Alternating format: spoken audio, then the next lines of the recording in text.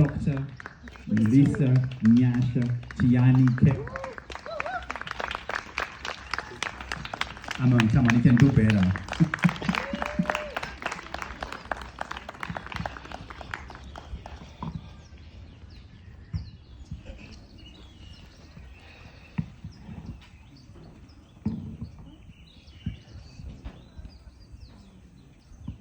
All right, I'm so honored to be here. I'm a little shy, and I have to say I'm not sitting here as someone who's very, very proud of her work, but as someone who's really humbled and is still on a learning journey. So I'm going to read Screwed from Birth, one of my stories in Turquoise Dreams, the anthology of short stories by Zimbabwean women, which was compiled by Samantha.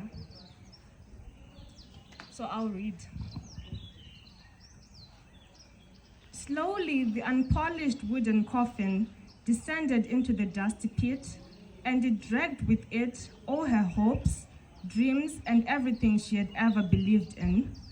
A scream of anguish built up in her dry throat, but it just would not escape the seal of her quivering lips. Emotions burnt inside her chest, banging on the walls, begging to be let out, but somehow she kept shoving them back in. Tears kissed the tips of her eyes, but that is only as far as they could go. She was broken, but showing it to the world was not an option. No one cares. You're on your own now. The voices in her head kept reiterating. Without giving her even a second to breathe, life was hitting her hard with the momentum of a million blows. In a flash, Mama was gone, leaving her with an old man she had learned to call father over the years. All she wanted at this point was another minute, just to say goodbye and maybe for one last hug. Unfortunately, the odds were not in her favor. There was no going back. A rare malignancy had robbed Kiki of her most precious gift. The doctors had said her mother was going to be okay, but this is where okay had taken them. She wished cancer was a person, because only then could she grab a knife and stab it 1,000,000 times for all the pain it had caused.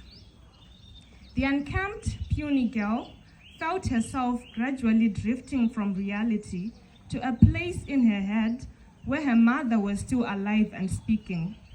The sound of her mother's voice still echoed in her ears like a heavenly melody, one she would never want to stop listening to. Her mind crawled through all the stories her mother had told her. She had been named Christian after her father, but since many claimed her name was rather masculine, she had popularly become known as Kiki, which corresponded well with her affectionate personality. She found herself once again replaying the story of her life. Her mother had always narrated their painful experiences in a shockingly beautiful manner. Just a month after my high school sweetheart had left the country to study medicine abroad, I realized that I was carrying his child. We had always played it safe, but clearly, safe had not been safe enough. He said he would come back for me as soon as he got his degree. We were going to start a family together and live in a mansion facing the east so that we could watch the sun rise each morning. Now he was miles away and I was pregnant. My parents did not take the news too well. They felt I was too much of an embarrassment to them. So I was frog-marched out of my own home by my father, while my mother stood right by his side without showing the slightest sign of compassion. I even sought heaven at my lover's home, but his mother proved to be a bigger devil. I mean, she was a woman. She was supposed to know better, but no. She threw me out like a dog. She spat on me and called me a gold digger. I was 16, pregnant, alone and confused. Thoughts of suicide visited me each night, but I knew what was growing within me was sacred and deserved a chance to live. As soon as I had you, I instantly fell in love with you. I knew straight away that you were the best thing that had ever happened to me. You looked just like your father, and you still do. I named you after him, but you had to take my surname. I lost all forms of contact with the love of my life, but in your eyes, I would still see him. We had to put up with life on the street until I met Nathan, the man who took us in and raised you like his own. We owe our lives to him. She had never liked the last line of this story, and yet it was the one her mother had emphasized the most. The idea of owing their lives to a random man simply because he had helped them out seemed rather far-fetched and unethical. He had done it out of a good heart, supposedly, so why did it have to feel like a lifelong debt? A rough, dry, scratchy voice hauled her from her mental world right back to the graveyard. At least we still have each other, said Nathan, the last person she wanted to hear from. Dang it, she was back to her daytime nightmare. She forged a smile for a second, then quickly looked away, rubbing her chapped hands over her cloudy, squint eyes to try and remove the dust that was making her gaze hazy. She approximated a plain face. Nathan was a rather weird-looking fella. He had a tiny face with everything clumped up at its center. He wore a pair of huge brown spectacles that covered nearly half of his face, and to his lips always stood erect a smoking pipe.